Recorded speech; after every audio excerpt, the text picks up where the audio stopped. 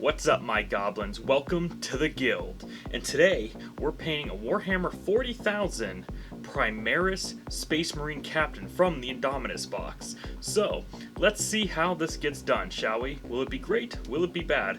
We're about to find out.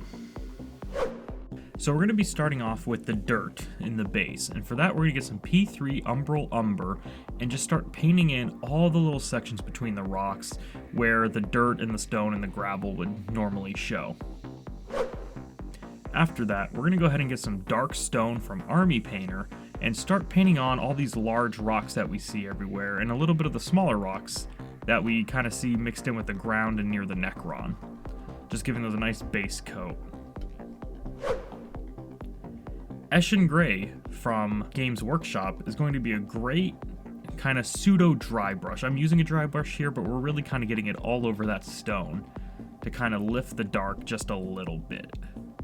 From there, we're going to take some Uniform Gray from Army Painter and start working on this Necron, kind of give him a base coat of this gray.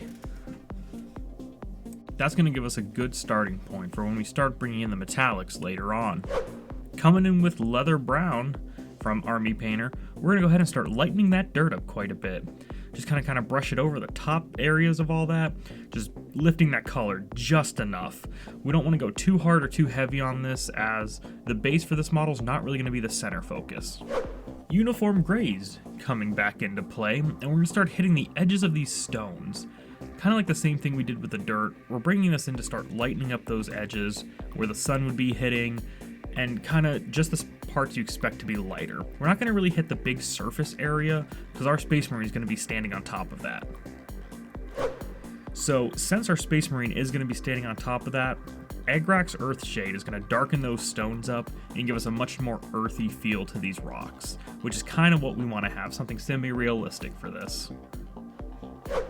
Going back to the Necron, toning down his light gray that we added with some Nuln Oil, and getting that into his cracks and crevices to give him that oily, greasy, robotic feel. It's going to be a great end result, and it's really a good way to quickly get some shade in those recesses. Now, on the flip side, we're going to get some Cold Steel from P3, and really hit those highlighted points of the Necron, give him a little shine and shimmer to make him metallic. So Corn Red's coming at it, and now we're starting on the Space Marine himself. So we're just going to hit a big base coat all over this dude's armor, and it's kind of going to be our basis to work off of. Banshee Brown's coming in, and we're going to hit that on all of the scrolls and the paperwork and the bones.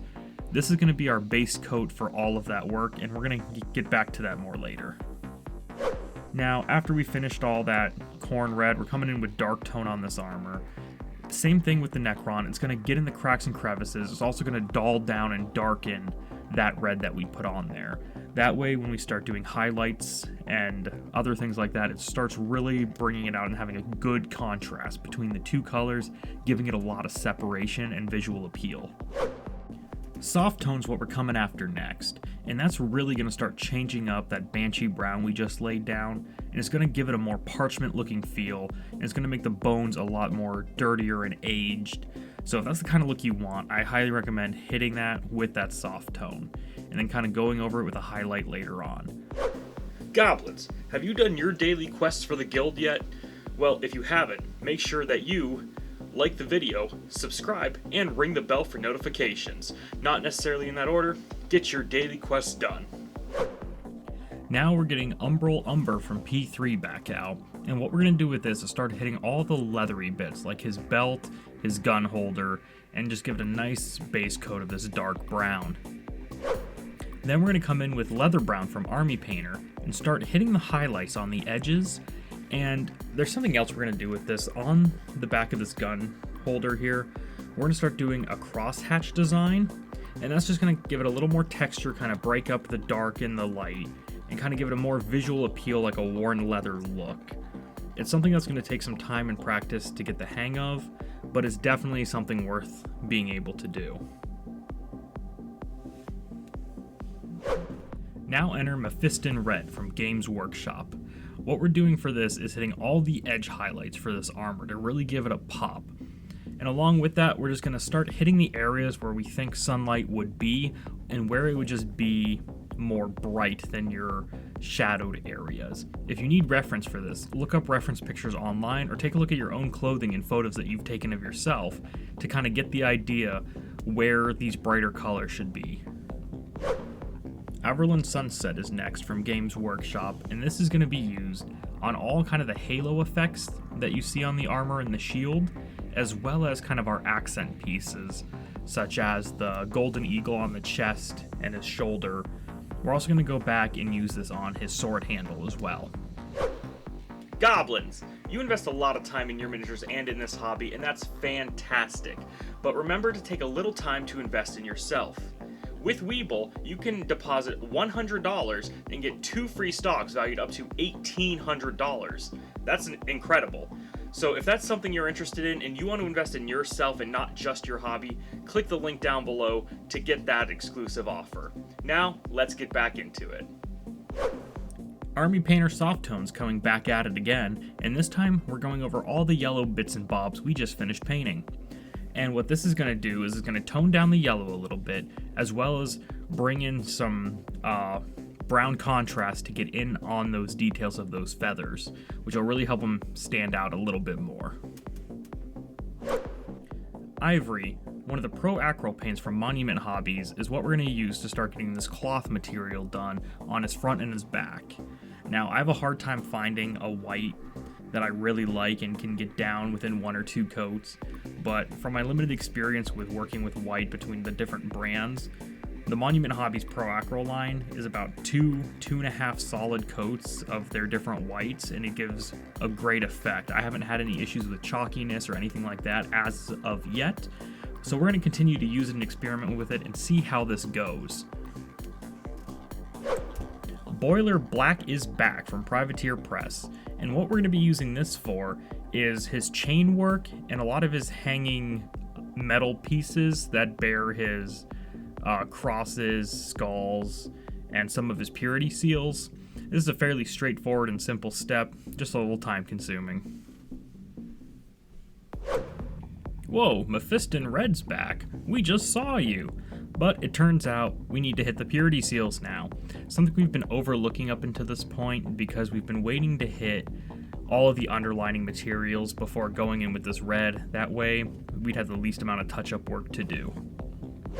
Now we're going to test your confidence with Eldritch from P3. And what we're going to use this for is to hit his eye sockets inside of his helmet, along with hitting the eye sockets in the skull and the engraved marking on the skull of the shield. So this is where we start getting a brand new color and coloring over a lot of the work we've already done.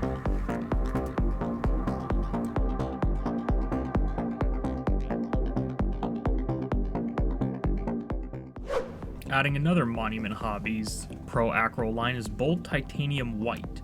Now we're going to use this to start highlighting everything that we've done in Ivory. Again, hitting those high points in any larger surfaces where sunlight would just scrape right across there. We're going to go ahead and hit that with this bright, bold titanium white. Something I don't use too often is inks. So we're coming in with P3's yellow ink, and we're just going to hit the skeleton on the shield a little bit just to kind of tint his bones, if you want to go that route, just to give him a little more contrast from all those wraps and ribbons we have on him. Now we're going to go in with dark tone and use that on the sword handle, whereas we use soft tone on all the other yellow pieces. Dark tone is going to be used on the sword handle just because it felt more metal to me than the rest of the armor did, which is kind of weird. But hey, you do what you want. It's your model, am I right? Elven Armor from Army Painters, one of their new metallic colors they just came out with, so I've been really excited to give these a try. So what I'm going to do with this is on the top half of the sword, I'm going to hit it in this Elven Armor to give it a little more brighter sheen than the bottom half of the sword due to lighting and sunlight and things like that. Also to give it a little more mystical element without it being like an enchanted item. So I'm just going to do that on the top and we'll see how it turns out at the end. I have high hopes for this though. Continuing on with our work of the sword, Cold Steel from P3 is coming in, and we're using this just on those hard, sharp edges at the top and down the middle of the sword, giving it all a nice highlight. Yarel,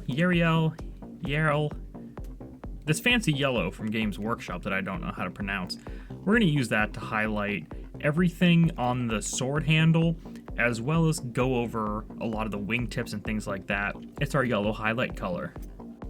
Giving this Ivory another test run, we're using it as our highlight color for all this parchment work that's all over the top of his arm, his shield, and there's a couple other smaller pieces like on his front and on his legs, but we're going to go ahead and use this for our highlight color just to give it a little pop.